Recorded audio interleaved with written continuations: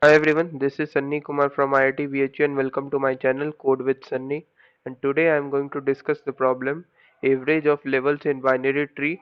Index number is 637 and the problem is of easy type as you can see here. Okay, so let's jump directly into the problem statement without wasting our time. We have been given a non-empty binary tree and we have to return the average value of the nodes on each level in the form of an array. Okay, so let's have an example here. So in the here you can see we have been given a binary tree and we have to return a vector consisting of whose size will be equal to the number of levels of the binary tree, and each level and each value of the array, that is our answer array, will represent the average value. That is, first we have to sum up the all the nodes value in that level and we have to divide it by the number of nodes present in that level, and so that will be our the average value of that level, and we have to put the index of I, that is answer of I, is equal to that average value. So how we are going to do this? Also there is a note mentioned here, that is the range of nodes value is in the range of 32-bit signed integer. So we have to be careful about the integer overflow. So how we are going to do this problem? What should be our efficient way of implementing this problem? So let's move further. So let's discuss what is actually given in this question. We have been given a non-empty binary tree with every nodes containing a value. And what should be our goal to solve this problem?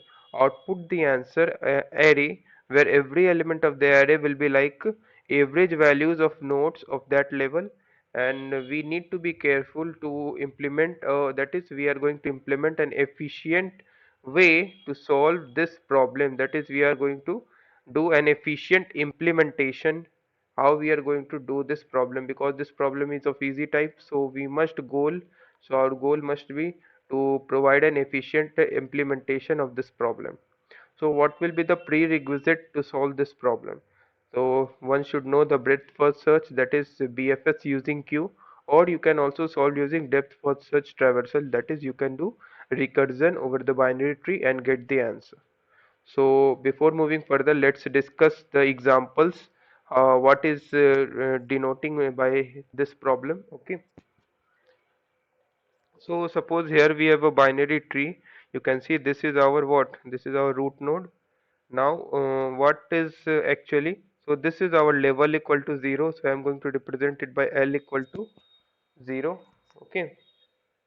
Now you can see the nodes, this nodes and node with value 4 and node with value 2 are at level equal to 1, and similarly this node and this node with value 7 and node with value 2 and node with value 8, okay, are all at level equal to 2. So what should be our answer array? That is, our answer array would be what? Sum of all the nodes of this level, sum of all the nodes of this level, and sum of all the nodes of this level. So what is the sum? That is, sum is coming out to be 3. And what is the sum here? That is 4 plus 2. That is, sum is coming out to be 6. And what is the sum here? 7 plus 3 10 plus 2 12 plus 8 20. So sum is coming out to be 20 for level equal to 2. So but we have our answer array should contain the average value. So 3 divided by number of nodes present in that level, that would be 3. And 6 divided by number of nodes present in that level, which is 2. 6 by 2 is 3. I'm going to write 6 by 2. And here you can see I'm going to write 20, which is our nodes, sum of the nodes. So number of nodes is 4, so I'm going to write 20 by 4, so which is coming out to be 5. So what should be our answer array in this case? So our answer array will be like you can see here, the values like 3, and the value of what 6 by 2 is also again 3, and our again the final value 5. Note that this size, array size, must be of log of n, because it will be the level of the binary tree. So how we are going to do this implementation very efficiently, that is very logically? So we are going to maintain a queue. I'm going to write here queue. Now what I'm going to do, I'm going to push the root node to this queue, and I'm going to perform the breadth first search traversal. Note that if I'm going to push 3 in the queue, at every time I'm going to remember the current size of the queue. If I'm going to push 3 in the queue, what will be the current size of the queue? 1. So uh, I'm going to run my for loop, you can say, or you can simply understand, I'm going to run a loop one time. That is, here I am using the one time because the size of the queue is 1. Or you can see I'm going to run a loop equal to the size of the queue at the current state. So I'm going to run it one time, and if I am going to run this queue, run this for loop, sorry, one time, then I am going to pop only one element from the queue. And if I am going to say let's run this for loop k times, so I am going to pop out k elements from the queue. So I'm going to here pop out one element from the queue, so the root node will be popped, and each time I'm going to maintain the sum. So I'm going to find the sum, and also along with, if I'm going to pop a node at the current level, I'm going to push the child nodes of this current node, that is 4 and 2. So if 3 is popped and 4 is pushed, and again this 2 is also pushed, so sum is already calculated, which will come out to be 3.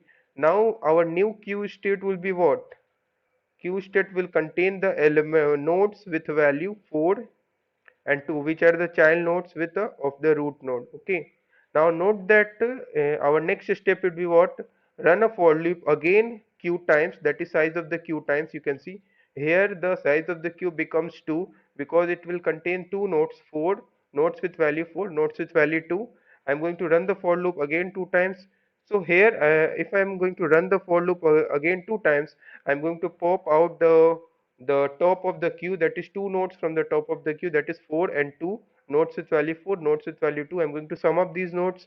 Along with, I'm going to also do the push the child nodes of 4, you can see here, and also push the child nodes of 2, which will be 3, 7 and 2 and 8.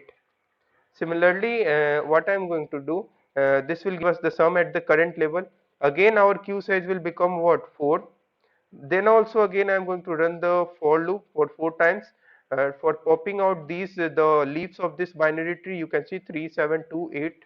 And if I am going to pop out the leaves of the binary tree, there are no further child nodes of these nodes, so the finally queue will becomes empty. Also I will have the sum already, sum of all the leaves of the binary tree at the current state will be 3, 7, 2, 8, and which will give us the average value most efficiently. This is the my efficient implementation.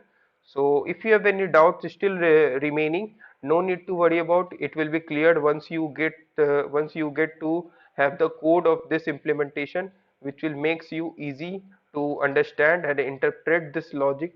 So let's move further. So let's discuss the approach using queue that I have already explained here. Perform the breadth first search traversal starting from the root node. Run for loop exactly equal to the current queue size to get the current level nodes. Also push back the child nodes of the current level nodes in the queue along with, that is the child nodes. Find the cumulative sum of the current level nodes divided by the number of nodes at that level to get the average value. Okay. So what should be our time complexity for this approach? Note that it would be come out to be O of n because we are traversing, that is we are getting the every element one time, approaching every element one time, it would come out to be O of n. Also the space complexity would be O of log of n because for maintaining our answer array, which is actually the log of n because the height of the binary tree, you can say. So let's jump to the code. I have already submitted that, so let's discuss that. Note that our runtime bits of this code will be 98.57% of CPP submissions. So okay, so here I have a vector of double type and it would be our answer. If root node is going to be null, I am going to return my this vector, which will be our empty vector. Now what I have done, I have maintained a queue of nodes and push the root node. I am going to run this while loop till queue doesn't becomes empty. Okay, that is queue because this will be this while loop runs whenever queue is non-empty. Okay, now current queue is state is non-empty because root node is pushed. Now I am going to fetch the size of the current queue, that is current state of the queue, and I am going to declare my current sum, that is current sum of the level. Okay, this level, that's this particular level, as what? 0. Note that I have used long int because it is already mentioned in the question. The notes value will range for up to 32-bit signed integer, so it might get exceeded if we get the current sum of the all the level nodes. Okay, that's why we used a long int variable. Now I'm going to iterate till size, which will give us the all the nodes of that level from the queue. I'm going to pop out these nodes. Exactly the number of nodes of this level will be exactly equal to the queue size. Okay, so I'm going to sum up all the nodes value, and note that I have to push the nodes into the queue for the current nodes child. So I'm going to check if currents left is not equal to null. That is, if it has a left child, yes, I'm going to push in the queue. Similarly, if it has a right child, I'm going to push in the queue. Now, what should be the average value after performing that, after getting all the nodes of this current level? Our average value would be the current sum. Note that I am going to convert into a double so that we can push easily into the my answer vector divided by size, and finally I'm going to push back into my answer vector. Finally, I'm going to return the answer. So this is the basic method to solve this. That is, this is the efficient way to solve this problem. So if you have any doubts, still do not forget to mention in the comment section of the video, and the link to the code is mentioned in the description section of the video.